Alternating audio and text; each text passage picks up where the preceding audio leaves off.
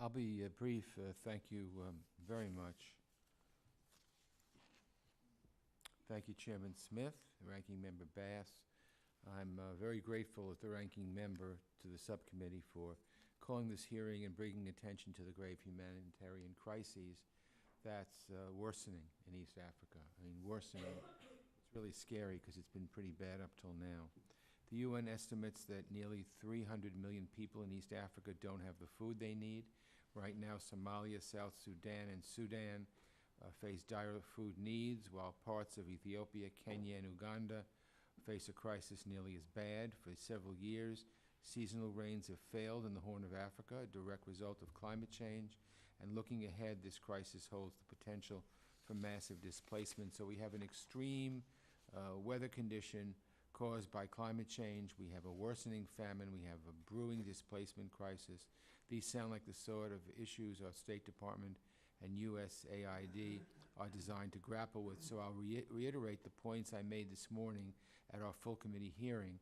The administration's request to cut our international affairs budget by a third would be devastating. The lack of leadership in senior roles, including USAID Administrator, Director of USAID's Office of U.S. Foreign Disaster Assistance, Assistant Secretary for Africa, Assistant Secretary for Population and Refugees and Migration.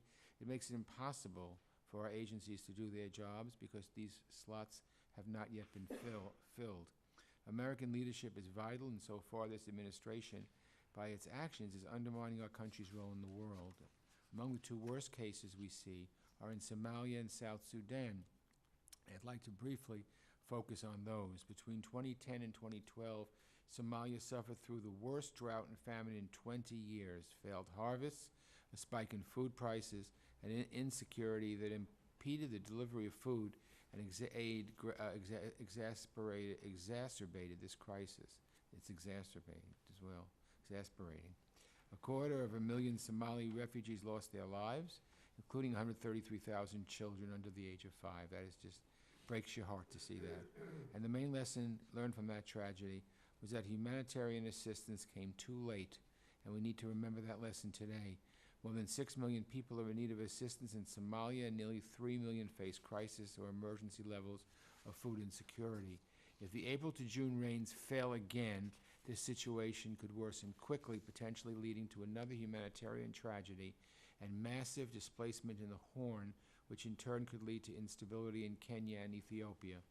I'll soon offer a resolution supporting ongoing efforts by our government, along with the UN and the donor community, to help meet the challenge of drought and food insecurity in the Horn of Africa. Turning to South Sudan, more than 40% of the population, nearly 5 million people, currently face severe life-threatening hunger. By July, that number will likely rise another 500,000. Last month, the UN declared 100,000 people to be coping with famine conditions. The security situation on the ground remains dire. This past weekend, 6 aid workers were ambushed and brutally murdered in South Sudan. Since December 2013, nearly 80 aid workers have been killed. The United States and our partners have taken on the tall order of distributing food and other necessities to those in need.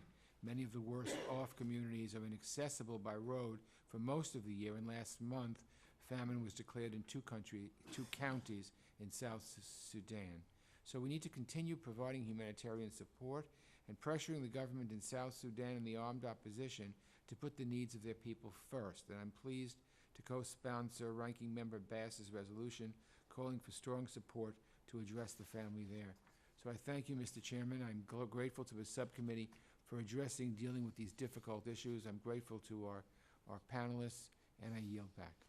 Thank you very much, Mr. Engel. Dan Donovan. Thank you, Mr.